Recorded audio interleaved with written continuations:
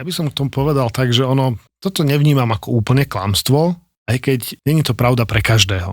Hej, to znamená, však jasné, keď mám rodinu, tak je asi lepšie tú nehnuteľnosť vlastniť, hej. Ale závisí to aj od toho, akú mám prácu, hej, lebo keď mám nájom, viem byť flexibilnejší. To je to, čo si povedal ty v zahraničí, proste tí ľudia nemusia mať vzťah k tomu svojmu domovu, hej, proste teraz žijem sám, tak mám prenajatú garzónku a stačí mi, hej, sme dvaja, prenajmem si dvojizbový byt, ale nemusím riešiť presne tieto veci s predajom spoločné, či ceny rastú viacej, či rastú menej, aké sú úrokové miery, znalecké posudky, proste všetko, čo ten predaj tej nehnuteľnosti prináša, ale proste chytím sa, presťahujem sa a fungujem proste v inom. Hej. Keď mám rodinu, fungujem v dome, zase som starší, idem do nejakého bytu alebo menšieho domu. Čiže nemusí to byť vždy pravda.